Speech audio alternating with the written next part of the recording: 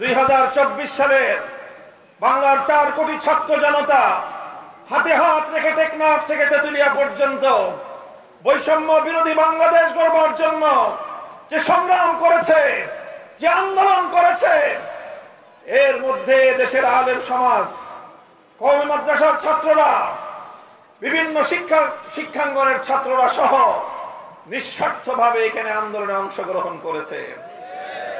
আমাদের মাদ্রাসাগুলো থেকে ছাত্ররা যখন দলে দলে আন্দোলনে অংশগ্রহণ করে, তখন অনেকেই জিজ্ঞাসা করেছিল, মিডিয়ার সাংবাদিক বন্ধুগণ, আইন শৃঙ্খলা রক্ষাকারী বাহিনীর সদস্যরা তাদেরকে প্রশ্ন করেছে যে এটা তো কোটা বিরোধী আন্দোলন, তো তোমাদের তো সরকারি চাকরি নাই, তোমরা এই আন্দোলনে কেন অংশগ্রহণ করেছো? তোমাদের তো আর কোটা থাকলেই কি না থাকলেই কি? আমাদের মাদ্রাসার ছেলেরা তখন জবাব দিয়েছিল, আমরা আমাদের নিজেদের স্বার্থে আন্দোলনে আসি নাই। আমার ভাইদেরকে যারা নির্মমভাবে গুলি করে হত্যা করেছে, ওই বিশ্ববিদ্যালয়ের ওই কলেজের ছাত্রদেরকে আমার ভাইয়ের রক্তের প্রতিশোধ নেওয়ার জন্য আমরা রাজপথে নেমেছি।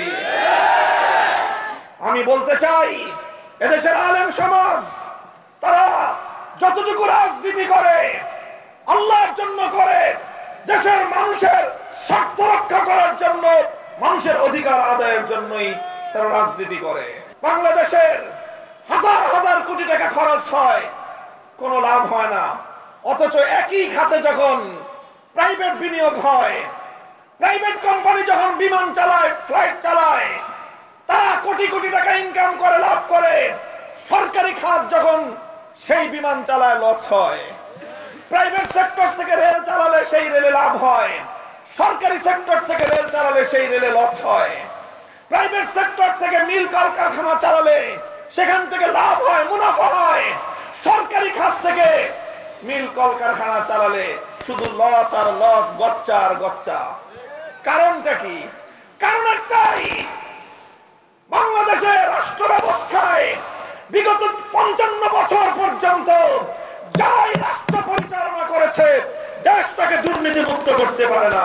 আমার দেশের গার্মেন্টসে আমার বোনেরা, আমাদের ভাইয়েরা, তারা মাথার ঘাম পায়ে ফেলে গার্মেন্টসে কাজ করে, তারা মেহনত করে উপার্জন করে, আর সেই উপার্জনের পয়সা দিয়ে তারা যখন চাল, ডাল, তেল, নুন কিনতে যায়, সেখান থেকে ভ্যাট কেটে সরকারের কোষাগার ভরা হয়।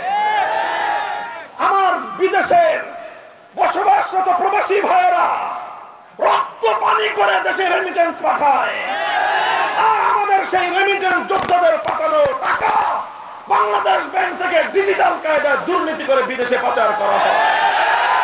বলেন, গরিবরা মেহনত করে দেশ উন্নয়নের জন্য, শিল্পপতি, বড় লোকরা আর বড় বড় রাজনৈতিক নেতারা দুর্নীতি করে দেশটাকে খোকলা করে রাখে। আমরা দায়িত্ব নিয়ে কথা বলছি।